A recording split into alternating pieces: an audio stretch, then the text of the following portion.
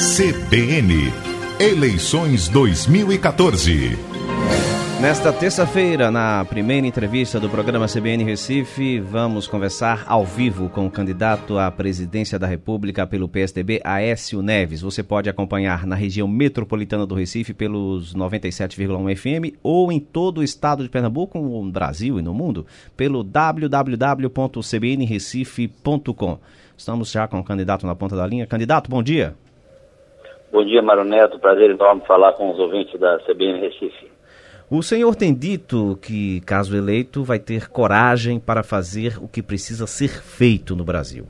E nós estamos subentendendo que essa seria uma crítica ao governo atual. Então, candidato, de forma bem objetiva e prática, o que o senhor teria coragem de fazer que, na sua opinião, o governo atual não fez até agora? Na verdade, Mário Neto, o atual governo colocou em risco as principais conquistas que nós tivemos ao longo dos últimos anos, conquistas que eu registro sempre de vários governos, não apenas do governo do PSDB, mas conquistas como o combate à inflação, a modernização da nossa economia e a confiança que nós havíamos readquirido junto a agentes externos. E essa confiança é fundamental para que nós tenhamos investimentos, e investimento significa emprego. O que eu tenho dito é que, infelizmente, o governo da presidente Dilma fracassou na condução da economia, fracassou na gestão do Estado, e Pernambuco sabe muito bem do que eu estou falando, né, com as obras de transposição do São Francisco, Transnordestina, mesmo Abreu e Lima, sempre adiadas, atrasadas e com preços cada vez maiores do que aqueles inicialmente previstos, e fracassou nos indicadores sociais. Nós deixamos de melhorar a qualidade da educação, a saúde no Brasil é uma tragédia hoje, e a segurança pública talvez seja de todos o tema que ao lado da saúde mais preocupa os brasileiros. Eu tenho dito que é possível sim nós conciliarmos na administração pública a ética e a decência. A nossa candidatura, Mário Neto, ela terá a capacidade de permitir o resgate da confiança daqueles que investem no Brasil.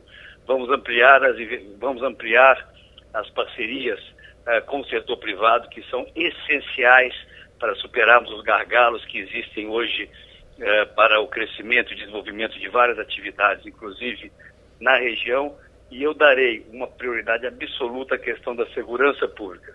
Hoje, praticamente não há ação do governo federal nessa questão tão tormentosa, sobretudo com o aumento do tráfico de drogas, tráfico de armas, que são responsabilidades da União. Portanto, nós teremos um governo planejado, um governo que não privilegiará os amigos e os companheiros, um governo da meritocracia e dos resultados. Isso permitirá ao Brasil retomar uma rota de crescimento e de crescimento gerando empregos. A presidente Dilma Rousseff criticou, inclusive, ontem o governo do PSDB, afirmando que no governo dos tucanos, em relação à questão energética, foi quando houve racionamento de energia. O senhor, concretamente, teria a coragem de autorizar, por exemplo, os reajustes de combustíveis e energia que são reclamados pelos gestores dos órgãos do setor para o equilíbrio econômico que ainda não foram autorizados pelo governo atual? Mário Neto, quem já anunciou que vai fazer esse reajuste depois das eleições é o próprio governo. A área econômica do governo, do ministro Guido Mantega, já anunciou que esses preços terão que sofrer aumento a partir do momento da eleição. A presidente Dilma tem negado isso, negou isso ontem veementemente. Mas não é possível, Mário, você acreditar que nós possamos ter esses preços represados durante um tempo mais longo do que o atual. O nosso governo, Mário, será o governo da previsibilidade, não será o governo da maquiagem fiscal, dos números que não conferem com a realidade, não será o governo que controlará a inflação por decreto. A inflação é hoje muito expectativa. Você sabe que quando um agente econômico olha para frente e acha que lá na frente vai ter um aumento inflacionário, ele já aumenta seus preços desde já. E é essa quebra de confiança que vem fazendo, Marco, com que o Brasil seja o penúltimo país em crescimento na América do Sul. Esse ano cresceremos apenas mais do que a Venezuela, e não só na América do Sul, em toda a América Latina. E mesmo com todas essas ações de represamento de preços, a inflação já está estourando o teto da meta. Eu tenho certeza que os ouvintes que estão aí sabem que não compram hoje a mesma coisa que compravam 6 meses atrás, quando vão na feira e vão no mercado. E o governo da presidente Dilma não trata a inflação com a firmeza que deveria estar tratando. Qualquer governo responsável terá que tomar medidas para que o Brasil retome o crescimento, para que o Brasil controle a inflação. Infelizmente, esse governo vem adiando essas medidas para depois da eleição. Agora, é óbvio que você precisa vencer as eleições, conhecer os números do governo, para ver de que forma esses ajustes serão feitos. O que eu tenho dito sempre é que o nosso governo terá a marca da responsabilidade e da previsibilidade. E nós aposentaremos definitivamente a maquiagem fiscal que tão mal vem fazendo ao Brasil e tanta insegurança vem trazendo nos investidores. Candidato Aécio Neves, o senhor fala também em manter e aperfeiçoar os programas sociais do governo atual. Na sua opinião, qual é a forma prática para manter e aperfeiçoar o Bolsa Família, por exemplo? Em primeiro lugar, o Bolsa Família será mantido no nosso governo. O Bolsa Família, ele vem da junção, da unificação do Bolsa Alimentação, do Bolsa Escola, criados ainda no governo do PSDB. O presidente Lula teve a virtude, que eu sempre reconheço, de ampliá-los e de unificá-los. Agora eu vejo que eles precisam viver novas etapas. No nosso governo, em primeiro lugar, eu tenho um projeto já tramitando no Congresso Nacional que eleva o Bolsa Família à política de Estado. Traduzindo, isso significa que qualquer que seja o próximo governo, o Bolsa Família continuará. Mas eu não acredito que a questão da pobreza, Mário, ela deva ser tratada apenas na vertente da privação da renda. A ausência de renda é uma das manifestações importantes que caracterizam a pobreza. Mas existem outras, como a privação de serviços, por exemplo, de saneamento básico, de saúde, de educação, e também na vertente da privatização, da privação de oportunidades. É verdade, candidato.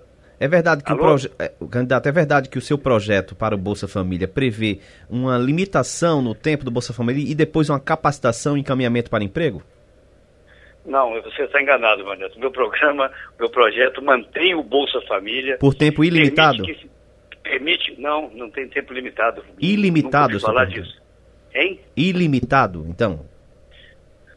Vamos lá. No meu projeto, se alguém encontrar um emprego que ultrapasse o teto, né, que permitiria estar no Bolsa Família, ultrapassar esse teto, ele poderia ainda compatibilizar, receber simultaneamente, durante 6 meses, a remuneração de um serviço privado e do Bolsa Família, até para que ele possa se consolidar no emprego. Mas o meu projeto, ele tem uma vertente mais importante, Marneto, que nós vamos classificar, a partir do cadastro único, as famílias que recebem o Bolsa Família e continuarão a recebê-lo, em 5 níveis, desde 1 até 5.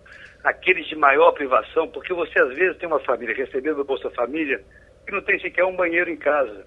Você tem uma família que recebe Bolsa Família, mas tem problemas graves, por exemplo, de uma adolescente grávida sem fazer o pré-natal em casa, ou eventualmente um adulto em casa sem qualquer qualificação para o mercado de trabalho.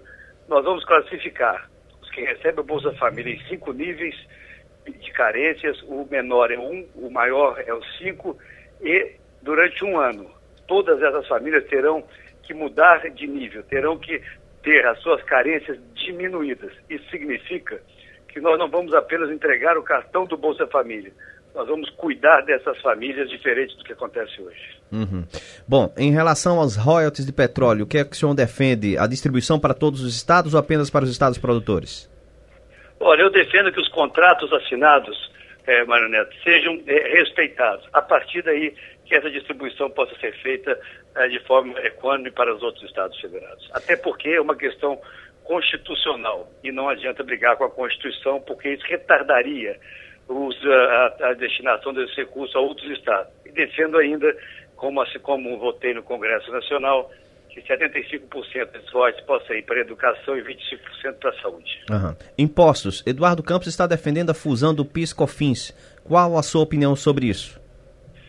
Olha, é uma proposta interessante. Agora, eu tenho dito há muito tempo, desde o início dessa campanha, certamente fui o primeiro a falar, sobre a simplificação do sistema tributário como o primeiro passo para nós podermos avançar na diminuição horizontal da carga tributária. As desonerações setoriais que o governo federal vem conduzindo hoje não mostraram ser benéficas ao país, porque o crescimento da economia vem sendo pífio, mesmo com essas desonerações e elas custam muito caro ao Tesouro Nacional. A simplificação com a unificação dos impostos indiretos na direção do imposto de valor agregado de um IVA é a primeira medida que nós tomaremos para abrirmos espaço para, a médio prazo, haver a diminuição da carga tributária. O Eduardo Campos também afirma que é o único candidato que está defendendo a reforma tributária real para o país. Olha, eu tenho enorme respeito pelo meu amigo Eduardo Campos, mas ninguém pode ter o exclusivismo das boas intenções. Ele certamente tem as suas ideias, deve defendê-las, como eu tenho as nossas. E não é crível que apenas uma pessoa possa defender a reforma tributária no Brasil. Você vai concordar comigo, não? Uhum. Bom, PSDB e PSB são concorrentes diretos na corrida presidencial, mas aqui em Pernambuco estão aliados. O senhor estaria mantendo, então, a política da boa vizinhança para ter o apoio de Eduardo Campos no suposto segundo turno? Mário Neto, eu acredito nas boas coisas da política feitas com naturalidade. Aquilo que é natural, a meu ver, é o que dá certo. Essa aliança ela se constituiu naturalmente, pela vontade de ambos os partidos, a partir de conversas que tive com o governador Eduardo. Não achei adequado que eu intervisse por conta da disputa nacional e contrariasse o interesse da maioria do nosso partido no Estado. Portanto, desejo ao governador Eduardo boa sorte nessa caminhada. Desde o início dessa disputa eleitoral, antes até de sermos candidatos, ele próprio sabe que eu estimulei para essa candidatura, como estimulei a própria Marina a constituir o seu partido.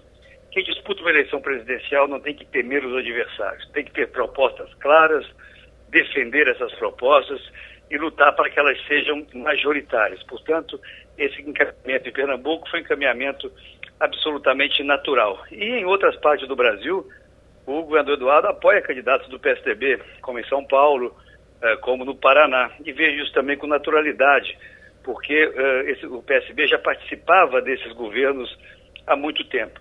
Vamos agora permitir que a população brasileira, a partir dos debates, da exposição dos candidatos, possa tomar a melhor alternativa. E especificamente em relação à transposição transnordestina e arco metropolitano aqui para o estado de Pernambuco, que medidas iniciais o senhor tomaria no eventual governo do PSDB em relação a esses projetos?